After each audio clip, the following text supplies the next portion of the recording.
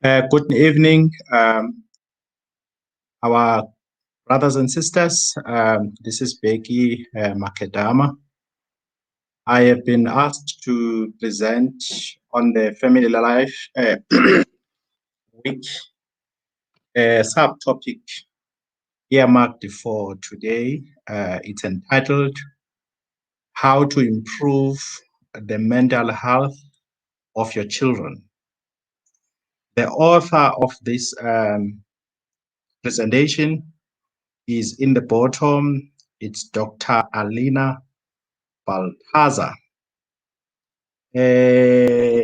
She is based in America, and some of the content of this presentation will be a reflection of what is found in America, especially on resources that have been used.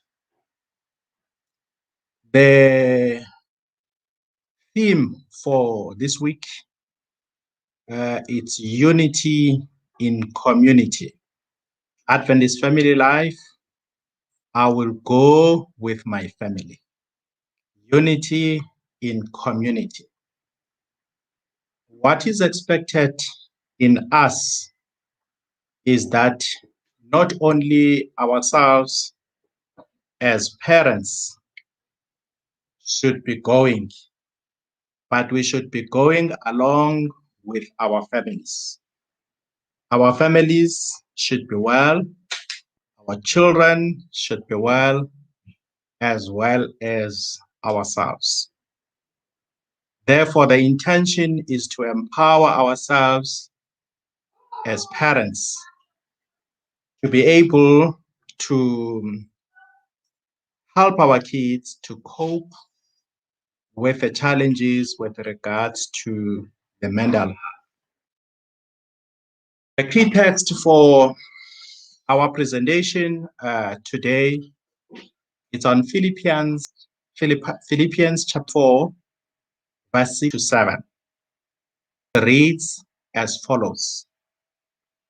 Be anxious for nothing, but in everything, by prayer and supplication, with thanksgiving, let your requests be made known to God.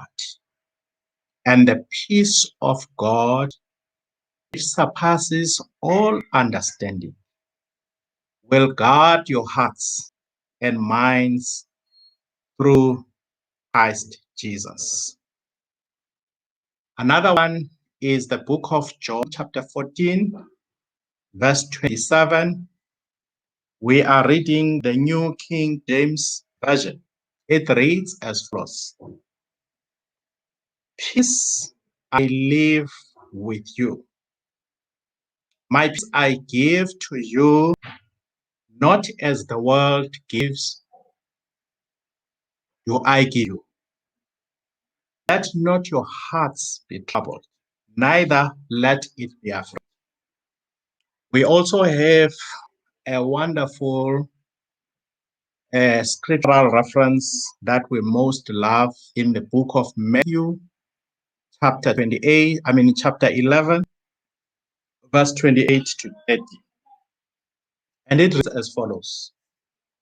Come unto me, all ye that labor and are heavy laden, I will give you rest. Take my yoke and learn of me, for I am gentle and lonely in heart, and you will find rest for your own souls. For my yoke is easy and my burden is light. The purpose of the presentation today is to review mental health challenges in our children as well as the adolescents.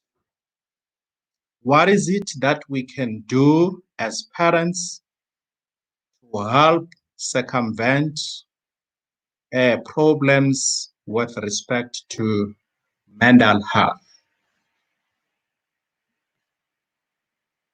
From a biblical perspective, we are also going to reflect, and we're also going to reflect on how we can apply the spirit of prophecy, half message with respect to mental health. As I introduce the theme for today, as parents, we have a lot to worry about.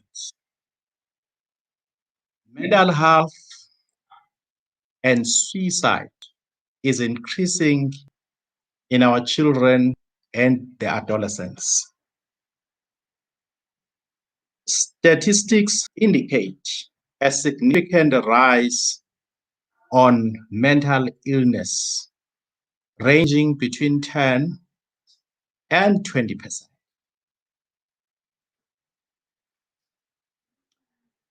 Studies have also shown that all mental health illnesses begin at an early age to our children.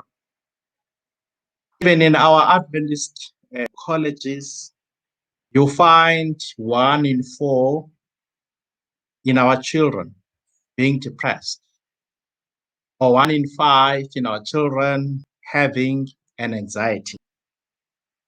But I want to bring hope to our parents, our fellow brothers and sisters, that while mental health is an illness, the good news is it is preventable. It's also treatable, and it's something that we as parents can manage. One of the consequences of mental health are children who commit suicide. Studies have shown that since 2000, there has been an increase of around about 56% to our children committing suicide. And in our young people aging between 10 and 24, it is the second leading cause of death. And in teens, in 5 teens, one has a thought of about suicide.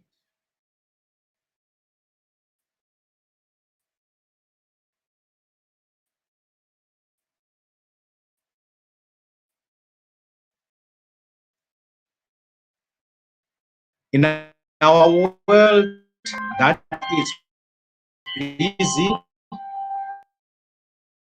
children are left alone. As parents, we need to bring a balance between our busy schedule of life as well as time to have or to spend with our children, to avoid isolation and also to deal with hopelessness. Our children should be given hope, live with hope despite the circumstances that they are facing. But as parents, we also need to guard against contributing to the hopelessness as well as isolation of our children. There are increasing pressures with regards to the economic future as well as the ability of our children to become independent. And again, we have also observed an increasing use of substance abuse as one of the major risk factors that contributes to suicide. Discussion questions, or the questions that we may ask ourselves as parents. Are these statistics scary to you? Or do you think it won't happen to your children? Are we making reference to things that are a pie in the sky, that are happening out there, not affecting our environment, our space we live in, our children?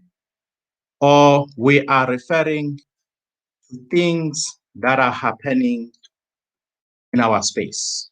As parents, please do ponder on the aspects that I have raised, whether they do make sense in our own lives. The other aspect with regards to mental health is depression. Depression is common in all ages. I think here in South Africa, we have seen even the highly educated, the people that live within a busy life schedule, while they may be successful in making money, in achieving some substantive goals, yet they are faced with a risk of depression. Friends, it also applies to our children as well, especially our teen girls. 1 in 5 will experience depression. Boys as well are not out of the loop. An increasing average of around 7% of our boys do experience depression. And this rate of depression is increasing year on year. Girls, friends, girls are more likely to be diagnosed with depression. Boys will manifest depression through anger, and girls will manifest depression through sadness. A vast majority do not get treated, especially boys. And I know why, and you and I will know why, that the boy child or the man usually suffer long on their illness without getting hit. Because probably of many factors, one, it is the societal norm, the assumption of wellness, or the disregard of a boy child with respect to his own health. Continuing on depression, friends, we all have our children that are facing enormous pressure with respect to academic life. There are also social pressures attributing to the trends that are going up with respect to depression. One thing, friends, that I want to share with you is that it is hard to know if a person has a depression, whether it is an event or it is a problem that is going to be perennial, or a problem that is going to continue unabating. But as parents, we are advised to be watchful to our children, to be on the look for their emotional as well as behavioral changes. Let's make friends to our children. Tell your teen about your observations and your concerns. Don't be afraid to also get professional help, even if your child is resident. It's one of the challenges that we have, especially as African people, to value the services of professionals. Our children are facing problems, as well as the use of medical help. It's something that we ought to recognize. The use of solutions such as antidepressant medication. If those antidepressant medication, useful as they are, but if they are used unabated, they increase suicidal thoughts. But medication, friends, can be very helpful in decreasing depressions. But we also need natural mechanisms to deal with children that have depression. The third aspect on mental health, our beloved friends, is anxiety. Anxiety starts at an early stage of our children. One of the anxieties is separation anxiety, being defined as excessive fear of being separated from parents. It happens more often, friends, when parents are considering to part ways.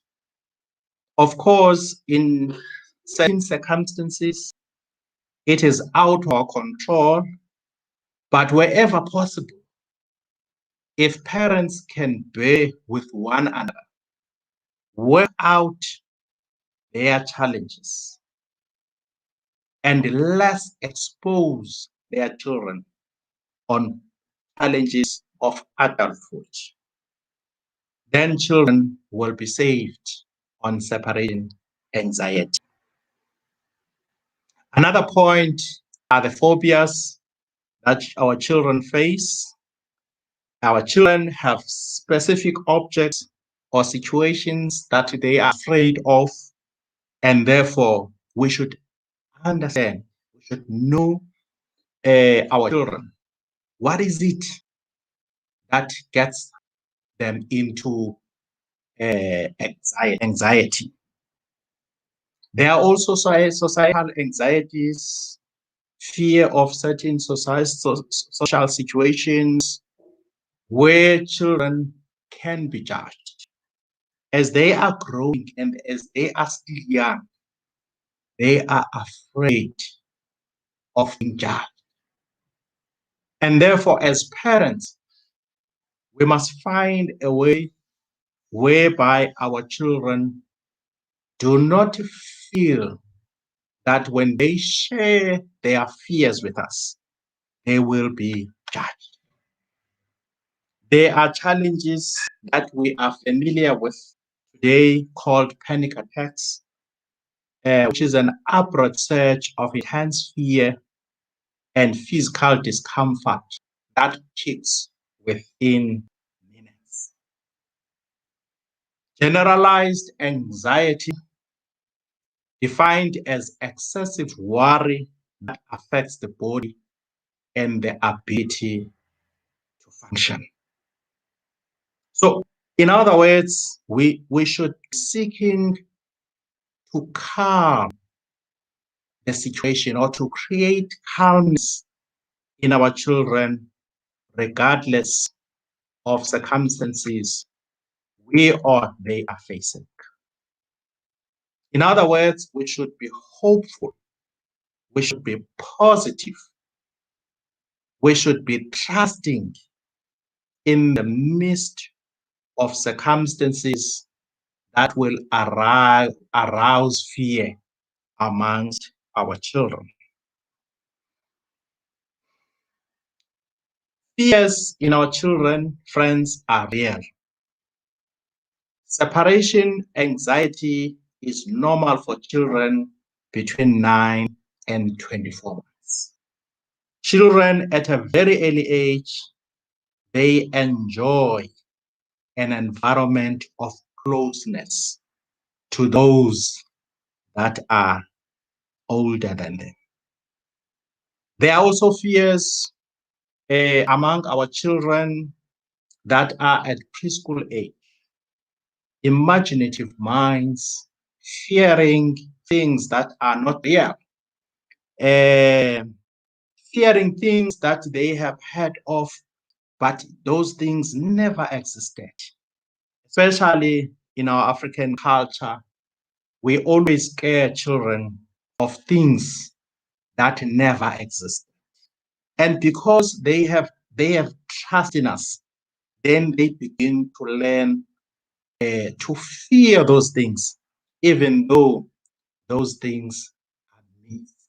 So, in other words, how do we eliminate myths? How do we? How are we portraying honesty to our children in telling them real stories that will eliminate fear in their minds? Some children, friends, are naturally more shy and fearful. So you should understand your child. One of the common challenges of our times among our children is what is called attention deficit hyperactivity disorder, ADHD. Attention deficit hyperactivity disorder. You have a percentage amongst children in the region of 8% in America, and hopefully the same percentage in South Africa, children with ADHD problems, children that are hyper, children that lack attention, and children that are disorganized in one way or the other. And symptoms, as I've said, it's inattention, it's hyperactivity, and also impulsivity. Some of these behaviors are normal for all children. Children at some stage, they will lose attention, but there are children that will almost all the time, they don't pay attention. And as parents, we should be able to follow the behavior of our children. We should be able to pick up some abnormalities or things that are not a norm in the behavior of our children, so that they can you can seek help. And some of these challenges, parents begin to be seen at school level, because at home level, we did not pick up that our children have problems. ADHD is defined as a brain disorder with a genetic. So in other words, it's something that happens naturally in the brain. It's a disorder though. So as parents, we should be able to take note of those abnormalities. But friends, here is the hope that I want to share with you. Whoever is experiencing those challenges in his or her children, is that this disorder is manageable. And the hope is, as we deal with the symptoms, these symptoms can improve with time. Friends, children need to learn organization. being organized. Children need to learn time management skills. You need to structure classrooms and home in circumstances where you have these children or this child. Structure a classroom or home to avoid distractions. And you also need to give this child or children more physical activity. And again, parents, as you are taking care of your child who has such disorders, consistency and immediate rewards do help. So in other words, a child will behave in a particular manner and then get reward for behavior. One of the solutions is it's counseling with people that are experts on issues of emotional and behavioral behavior. And again, over and above that, you also need medical help. It is very helpful.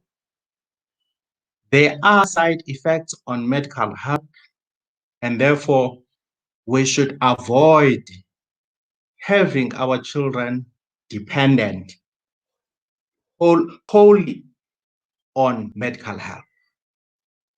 And again, parents, we must consider our diet. What are we giving our children in the kitchen? What are we cooking? What type of grocery do we have? Changing diet can help some of the children. There are foods that are stimulants or that have stimulants that will make our children to be more hyperactive. And we must watch, and therefore we must watch what we give to our children. Danger is also in the kitchen. One of the challenges that our children have is eating disorders. Things like anorexia nervosa. This is a kind of a problem. Anorexia nervosa, defined as a person severely restricting food intake, a person fearing to gain weight, and also a person with distorted view of the body.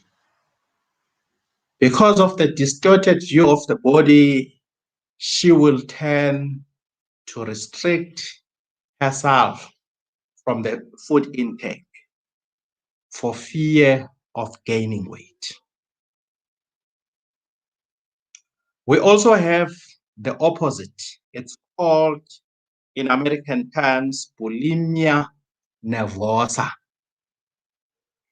which is a binge, eat out of control, then purge or use laxative to lose weight. So this person will eat a lot of food with the hope that she will use something else to lose weight.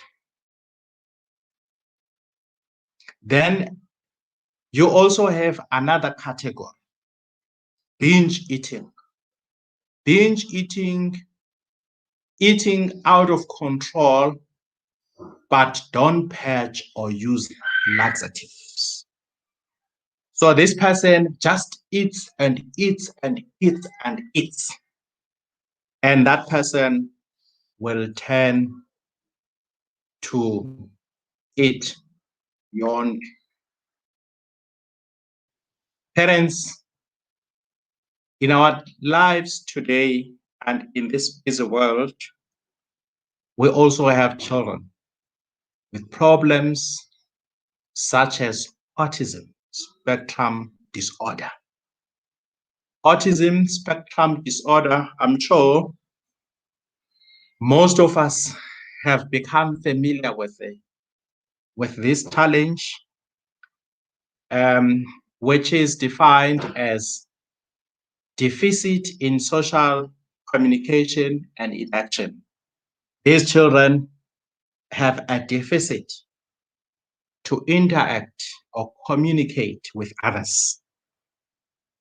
The second attribute is that they have restricted repetitive behaviors, interests, or activities since childhood. They struggle socially and often even academically. So these children are best placed in special schools. You should be able to pick up if your children or your child is not behaving in a normal way. And you should be able to locate where best and how best you can place or treat or deal with the child.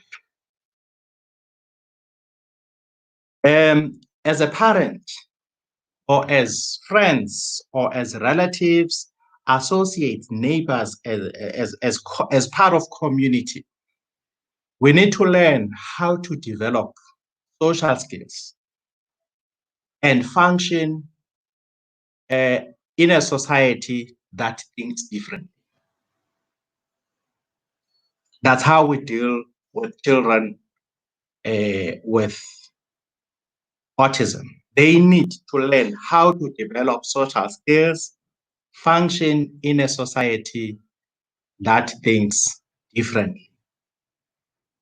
One of the things that can help our children is to ensure that they have treatments that minimizes symptoms and maximizes abilities. Children will respond best to highly structured and specialized programs. So in other words, children will appreciate an environment where the environment is structured and it's also specialized for their circumstances. There are multiple treatment options for children with autism. Friends, parents, we also have children with a problem of trauma. Many children are exposed to traumatic life events, events such as sudden death of a loved one, events such as unexpected events that disorientate the children's mind. The more traumatic events a child experiences, the more physical and emotional harm, even into adulthood. So some traumatic events will stay in the children's minds until they become adults. And the same trauma will continue to affect them in the life of adulthood. Trauma changes the brain, thus affecting the behavior. So we must deal with the trauma to our children as long as we can, so that it does not affect their livelihood. Parents with children who have experienced trauma need to educate themselves on how best to raise them. You need to learn how best you can raise a child who has undergone traumatic experiences. Friends, the discussion questions. How many of you, or do you know someone who has a child who has dealt with these issues? I have listed myriad of issues, challenges with the mental health of our children. And the question is, how many of us who know someone who has dealt with these issues? I don't think it's something that is far off or far-fetched. It's something that happened within our society. What are some of the struggles you or someone you know have experienced in relation to mental illness in our children or adolescents? These are the questions that we need to ponder on and learn from them. And again, friends, allow me to speak on another challenge that our children face, the harm of social media. Social media in our times is buzz with news, negative news, misleading news, misinformation, and so on and so forth. In some cases, bad news, traumatic news. Children that are born between 1995 and 2010 are the first generation to spend their entire adolescence in the age of smartphones. Since smartphones have emerged, our children have become busy in the social media. And therefore, we need to be very careful on what we allow our children to be exposed to. We are not going to suggest that our children should not have access to smartphones. There are a lot of benefits in the use of smartphones, but children should make use of smartphones under supervision.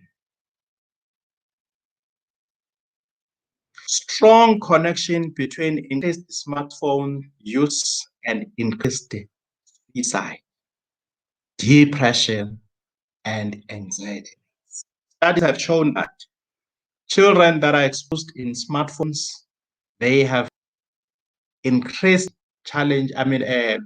increased connection on suicidal cases, depression, as well as. So if phones are stressful to children, social isolation and pressure are thought to be the cause.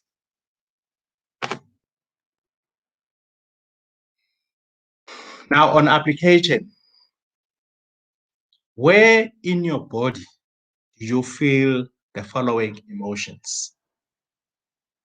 Anger, fear, stress, happiness.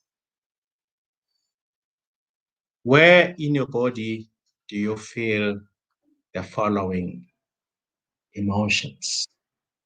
And I'm sure that the answer is simple.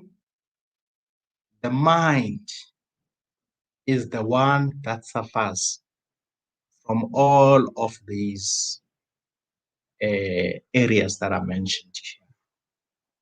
The mind is the first one to suffer. So the mind, in the end, will be severely affected if these issues are not addressed. How can you be more aware of and when you are feeling those emotions in your body? How can you be more aware when you are feeling those emotions? So it's important that we can listen to our body. And we can also inculcate a culture of listening to children's body. Children being able to examine themselves in terms of their level of anger, their fears, their stresses, as well as their habits. One of the solutions, friends, as we are about to wrap up this presentation, is rest. Having time to rest will assist our children to be able to recover on whatever circumstances they have undergone. It is said sleep is a requirement for good physical and mental health. It's important that our children will have at least a maximum of 10 hours. If my memory serves me well, a maximum of 10 hours sleep and a minimum of 8 hours if they are under severe pressures such as exams, a minimum of 8 hours. An average of 10 hours is important for children. And as such, as parents, when it's time to sleep, they will not know that now it's time to sleep. They need to be taught to know what time they should be sleeping. In fact, the younger the child, the more it is required that a parent will somehow force or persuade a child to go and sleep. And again, breathing. Breathing is important to control our emotions, to control our stress levels. Breathing slowly and intentionally when we are emotionally distressed is important.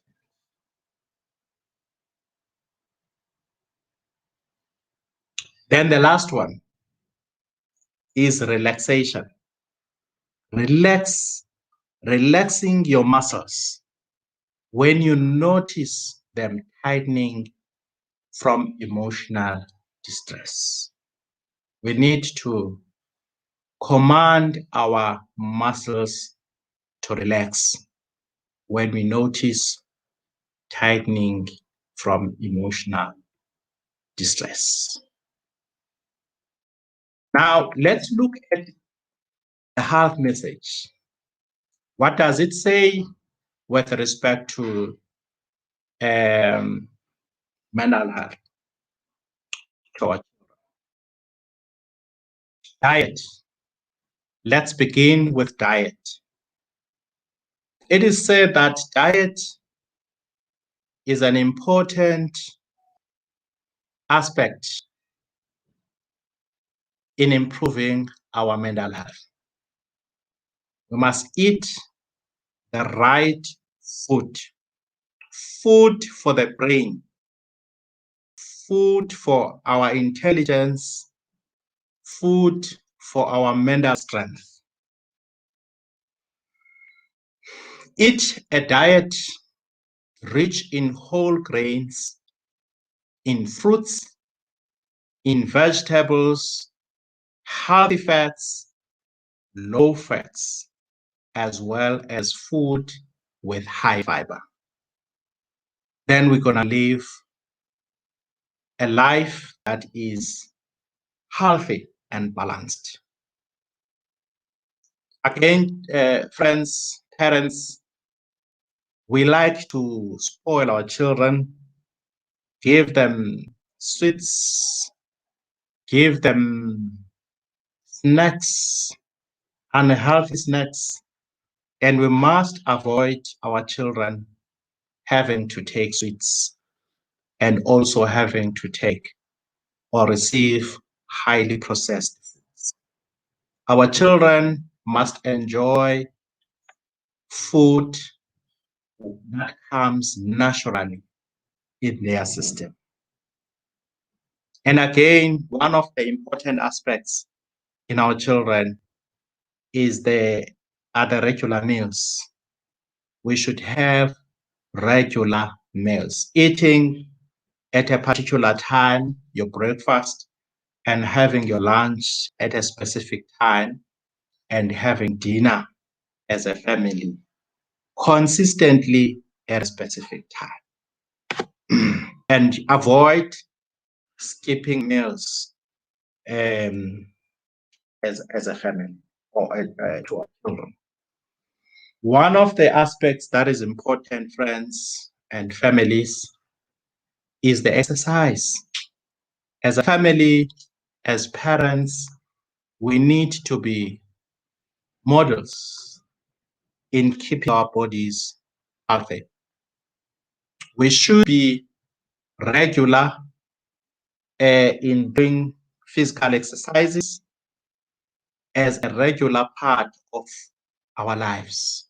Go out for a run, go out for a walk, go out to a gym center if there is, but if it's not, then at least there is always a road, there is always a walkway, there is always a path that a parent can take for a walk or for a run. Regular exercise are powerful. They act as antidepressant. If you go out, you were stressed or you were depressed, you go out for a run, I can assure you, I'm a testimony. When you come back, you are alive, you are well, there is no more depression, or there is no more stress, there is no more anxiety. There is a great relief for a parent, a mother or a father to go out and have time with nature and have your body experience some physical activity to relieve yourself from the daily cares of life. Get outside with your child and have some fun. Not only yourself, if you have a way, have your children along with you on the way out and have fun with your children. So it is said that when you go out for a walk or for a run, you also receive the blessings of fresh air. You also receive the blessings of sunlight. We have seen how useful, how important sunlight is on coronavirus infected individuals. Sit outside in the sun to receive vitamin D. And alternatively, we are taking tablets for vitamin D. You can imagine that the body requires vitamin D. And therefore, when you are out there or when you are outdoor, you are bringing the benefits of vitamin D to your body because sunlight. Change of scenery, change of environment has got something it does in your brain. It does in your psychological environment. Change to connect with your creator. A chance to connect with your creator. You also have time out there. You have time to talk to God. You have time to tell God your issues. You have time to relieve yourself of burdens. As the Bible says, come unto me, all ye that labor and are heavy. You have time to take your loads, offload, to take your burdens. How sweet it is to talk to God out there in nature. It's as if God is there himself. Yes, God is there because he is everywhere. How good, therefore, it is with a creator, especially after you have been relieved. Your body is relieved and your mind gets more relieved as you connect with God. You also have an opportunity, friends, families, to talk with neighbors, to talk with those that you meet along the way. Because as humans, we are social beings. The more we connect, we fellowship with others, the better we become of ourselves. And also, the better they become those that interface and connect with you. But the most benefit is yourself as you connect. And again, friends, families, as human beings, one of the solutions is this, what is called social support. We were created to be social beings. So our children, we must allow them to relate with their children, with their fellow children, with their friends. We must organize and appreciate play dates to meet children, to meet with their peers, so as play or to network. Children, we also ought to know our child's friend. Friends to your child, you ought to know them. And that even helps further by introducing yourself to the parents of those children that are friends to your child. Get your child involved in church youth activities. Let's allow our children, encourage them, support them, let them be active in our youth programs. Let them be found in all the classes that are there for our children, your pathfinders, your other spheres of children curricula. Let them be engaged, let them learn. And again, we must allow our children to be involved on extracurricular activities. Let our children be involved in sports. Let our children be involved in various kinds of activities that are exposing their abilities and capabilities. Urge your kids to connect with adult mentors. Make sure that there are appropriate boundaries. Let our children connect with those that are relevant to their aspirations. But again, while we do that, we must also guard our children. Let them know appropriate boundaries.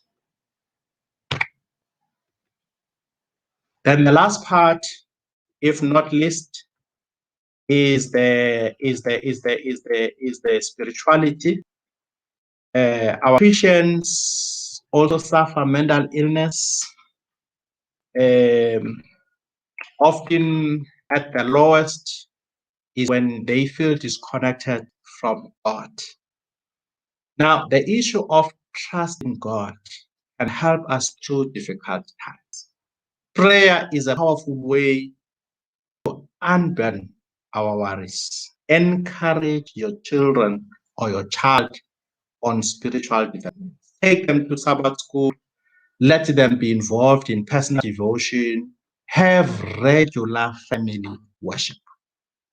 Let us not have a night without a prayer. as a family. We need to be good role models in spiritual development. You cannot expect children to grow spiritually when we as parents are spiritual dwarfs. We need to grow so that our children will also grow. Be willing to discuss your child's spiritual struggles. Don't be too holy not to engage and allow children to be themselves as they are present. Friends, with a few minutes left with me, parents have a role to play in creating an environment where children were less exposed to mental illness. We need to educate ourselves on unique struggles our children are facing. Monitor and limit social media, as I have said, and encourage in-person social interactions, sports, exercises, print media, and church activities. Listen and avoid lecturing. We need to listen. Listen to our children more than lecturing. Put your screens away. There should be time where our gadgets are put away, especially when we have dinner, when we're out there. Attention should be given to each other. We put our gadgets away. That's the culture that we also have as a family. That if we go out, when we go out, nobody should be tapping on his or her phone. Put our gadgets away and let's look at each other and let's interact. As a parent, you need to stay calm. And if you are calm, your child will also stay calm. When upset, take an adult timeout until heart rate decreases. When you are upset, you need to cool down. Don't be too reactive to a child. Until you are fine, then you can address. Spend time together and have fun. Do service activities together. Get creative. Be a good role model. Your kids are watching, they learn from who you are. Take care of yourself. You can't care for them if you are not taking care for yourself. Single parenting has unique challenges. Be civil with your ex. Don't be involved in fighting with your ex-husband or your ex-wife. Find a way of relating to him or her as a father or as a mother to your children. And you will lessen the burden that your children will have. Get help. If you have problems, get help. We were not meant to parent alone. Find another parent. But a mother, find umalume or whoever to come and help you in your children. Parenting a child who has experienced trauma. We need to meet physical needs, provide stability, be consistent and predictable. Identify trauma triggers. Don't create circumstances that will recall a trauma the child had in the past. Stay calm. When a child is becoming distressed, take a break.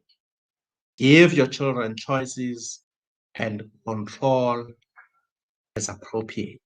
Spend quality time to provide encouragements and make eye contact. Mirror what your child is doing. Give frequent affectionate touch. So the question on discussions, what have you found that helps your child's mental health? What have you found that helps your child's mental health? Friends, the author of this is, of course, an American. But one question that we should also ponder on is how can we get past the stigma of mental illness within the Christian or SDA?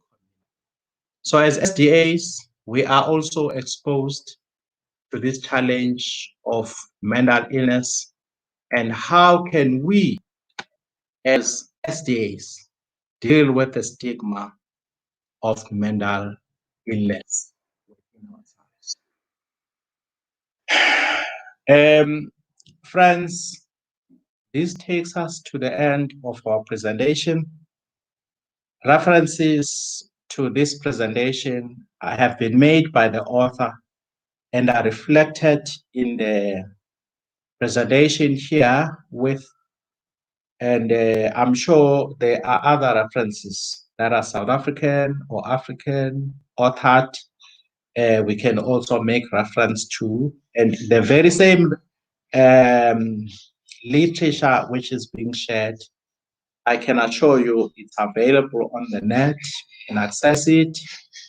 There are a myriad of resources that we can use with respect to the challenges that our children have. May God bless us and may God help us. May God encourage us as parents. We are living in difficult times, but God is with us.